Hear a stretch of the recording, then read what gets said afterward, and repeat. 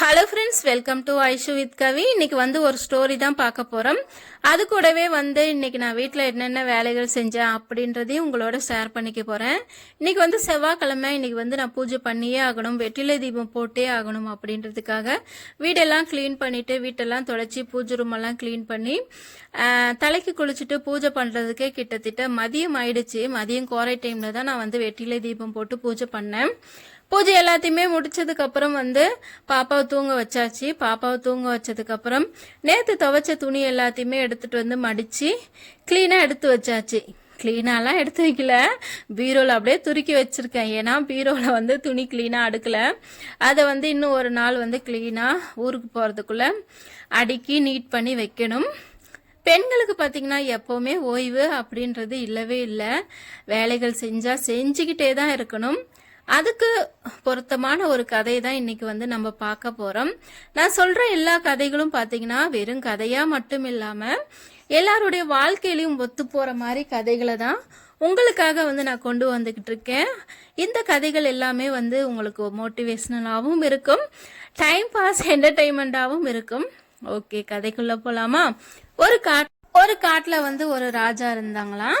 காட்டுல ராஜா அப்படின்னா எல்லாருக்குமே தெரியும் இல்லையா, சிங்கம் தான். சிங்கராஜா கதையை தான் நம்ம பார்க்க போறோம். ஒரு காட்டுல சிங்கராஜா இருந்தாங்க. அந்த சிங்கராஜா ரொம்பவுமே கவலையா கன்னத்துல கை வச்சுட்டு உக்காந்துருந்தாங்களாம். அந்த பக்கமா போன தேனி என்ன பண்ணிச்சான், சிங்கராஜா சிங்கராஜா ஏன் உங்க முகம் ஆட்டமா இருக்கு, ராஜா எப்படி இருக்கலாமா என்ன அப்படின்னு கேட்டுச்சான். அப்படி கேட்கவும் சிங்கம் அட நீ வேற தேனி, நானா இந்த காட்டை உருவாக்குனேன் அப்படின்னு ரொம்பவுமே சலிப்பா பேசிச்சான்.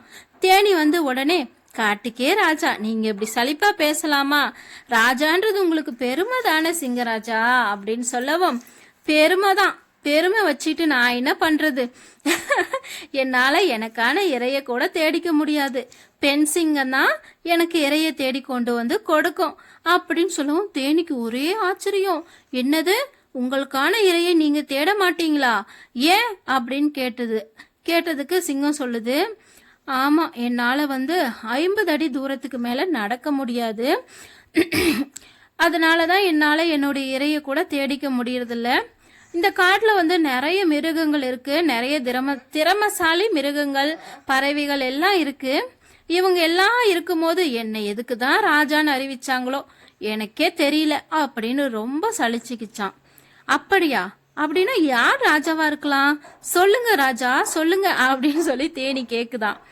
ஏன், நீயே கூட ராஜாவா இருக்கலாம், இந்த காட்டுக்கே உன்னோட பங்களிப்பு இருக்குதானே, நீ புவியில இருக்கிற மகரந்தத்தை எல்லாம் எடுத்து காடு ஃபுல்லா தூவி காட்டை ரொம்பவுமே செழிப்பா பச்சை பசுமையா வச்சிருக்க தானே அப்படின்னு சொல்லவும் தேனிக்கு ஒரே குசி ஆயிட்டு என்ன பண்ணுதான், அப்படியா ராஜா அப்படின்னுட்டு சிங்க தலை மேல ஏறிக்கிட்டு செல்லமா கொட்டிக்கிட்டு தலையில கொட்டுதான்.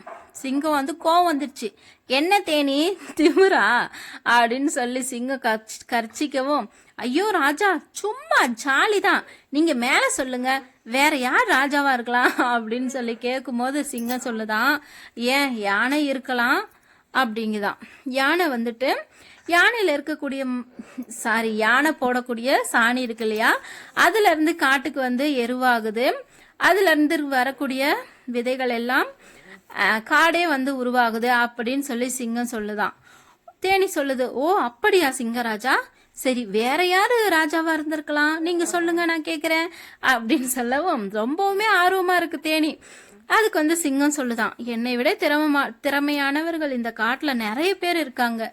ஏன், வேகமா ஓடக்கூடிய சிறுத்தை இருக்கு, தன்னுடைய இரையை தந்திரமா எடுக்கக்கூடிய நரி இருக்கு, அதுக்கப்புறம் காண்டாமிருகம் இருக்கு, காண்டாமிருகத்தை சொல்லியிருக்கலாம், ஏன் காட்டெருமை சொல்லியிருக்கலாம், தன்னுடைய கூட்டத்தை எப்பவுமே விட்டு கொடுக்காத காட்டெருமை ராஜான்னு சொல்லியிருக்கலாம். அது மட்டும் இல்லாம பறவையை கூட ராஜான்னு சொல்லியிருக்கலாம். பறவை பறந்து போகும்போது அது வாயிலிருந்து விழுற எச்சத்தினால இந்த காடு ஃபுல்லா விதைகள் விழுந்து காடு ரொம்பவுமே பச்சை பசுமையா உருவாயிருக்கு. காட்டை உருவாக்குனதுல பறவைகள் பங்கும் ரொம்பவுமே நிறைய இருக்கு. இப்படி ரொம்பவுமே திறமசாலி மிருகங்கள் பறவைகள் எல்லாம் இருக்கும் போது என்னை ஏன் ராஜான்னு சொன்னாங்களோ எனக்கே தெரியல. அது மட்டும் இல்லாம என் பேரை வச்சு படம்லாம் எடுக்கிறாங்க, என் பேரை வச்சு படம்லாம் எடுக்கிறாங்க, என் பேரை கேட்டாலே மக்கள் பயந்து ஓடுறாங்க அப்படின்னு சொல்லி சிங்கம் ரொம்பவுமே சலிப்பா இருந்துச்சான்.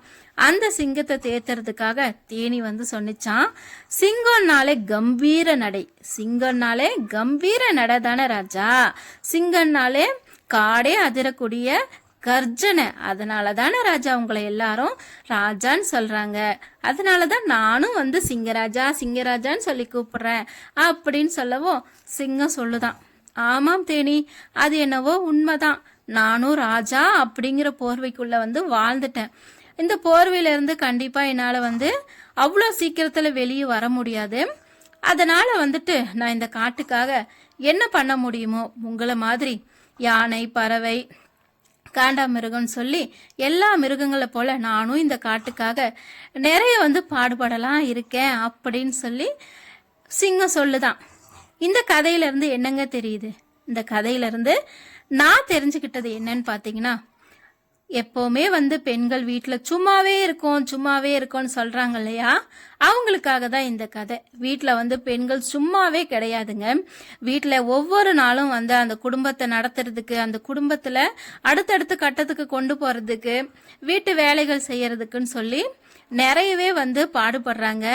அது மட்டும் இல்லாமல் இந்த ஆண் சிங்கம் சொன்னிச்சு இல்லையா, என்னுடைய இறையை கூட என் மனைவி தான் கொடுக்குறாங்கன்னு சொல்லி, இந்த வீடியோவில் வர மாதிரி எல்லாருக்கும் தேவையான இறைக மனைவி தான் கொடுக்குறாங்க. அப்படிப்பட்ட மனைவிக்கு வந்து நீங்கள் மரியாதை கொடுக்கலனாலும் பரவாயில்ல, மட்டம் தட்டாதீங்க அப்படின்னு இந்த வீடியோ மூலியமா நான் வந்து ஷேர் பண்ணிக்கிறேன். இந்த கதையில நாம பார்க்கக்கூடிய யானை, சிறுத்தை, காண்டாமிருகம், காட்டெருமை, நரி, பறவை, தேனின்னு சொல்லி எல்லா விதமான மிருகங்கள், பறவைகள், தேனீக்கள் எல்லாத்துக்கிட்டையுமே ஒரு ஒரு திறமை இருக்க தான் செய்யுது. அதே மாதிரி தாங்க மனுஷனா பிறந்த நம்மகிட்டையும் ஒரு ஒரு திறமை இருக்க தான் செய்யுது. யாரும் யாரோடையும் கம்பேர் பண்ணாதீங்க. என்கிட்ட இருக்க திறமை உங்கள்கிட்ட இருக்காது, உங்கள்கிட்ட இருக்க திறமை என்கிட்ட இருக்காது. அதே மாதிரி தான் காட்டுக்கே ராஜாவான அந்த சிங்கம் தான் தான் பெருசு, தான் தான் ராஜா அப்படின்னு நினைக்காம என்னை விட வந்து சிறந்தவர்கள் இந்த காட்டில் இருக்காங்க அப்படின்னு சொல்லி சொல்லுது இல்லையா, அதுக்கு ஒரு பெரிய மனசு வேணும்.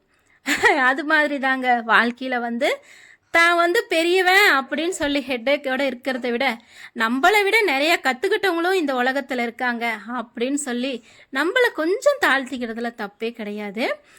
ஓகே ஃப்ரெண்ட்ஸ், இந்த கதையை வந்து எனக்காக அமைச்சது நம்மளுடைய subscriber sister Tasneem Banu sister தான். அவங்க வந்து எனக்கு இப்போ ரொம்ப ரொம்ப ரொம்ப நெருங்கிய வெல்விசர் ஆகிட்டுருக்காங்க. ஏன்னா அவங்க என்னுடைய நலனில் அக்கறை கொண்டவங்க. கவி சிஸ்டர், இந்த கதையை நீங்கள் உங்கள் வாய்ஸில் சொல்லுங்கள் அப்படின்னு சொல்கிறாங்க. எனக்கு வந்து ரொம்பவுமே சந்தோஷமாக இருந்துச்சு. நான் வந்து சின்ன பிள்ளையிலேருந்தே வரும்போது என் குரல் நல்லா இருக்கு அப்படின்னு சொல்லி யாருமே சொன்னது கிடையாது. என் குரல் வந்து ஒரு சில சமயத்தில் கம்பீரமாக தெரியும், ஒரு சில சமயத்தில் கீச் கீச்சுன்னு தெரியும். ஆனால் இந்த யூடியூப் சேனல் ஸ்டார்ட் பண்ணதுக்கப்புறம் நிறைய பேர் வந்து சிஸ்டர் உங்கள் வாய்ஸ் நல்லா இருக்கு அப்படின்னு சொல்கிறாங்க. அதனால வந்து எனக்கு ரொம்பவுமே சந்தோஷமா இருக்கு. ஓகே ஃப்ரெண்ட்ஸ், இதே சந்தோஷத்தோட இன்னைக்கு இந்த வீடியோ வந்து முடிச்சுக்கிறேன். நாளைக்கு வந்து வேறொரு வீடியோவில் உங்கள் எல்லாருமே சந்திக்கிறேன். பி பாசிட்டிவ் ஃப்ரெண்ட்ஸ், நல்லதே நினைப்போம், நல்லதே நடக்கும். வேறொரு வீடியோவில் உங்கள் எல்லாருமே சந்திக்கிறேன். Tata, bye by.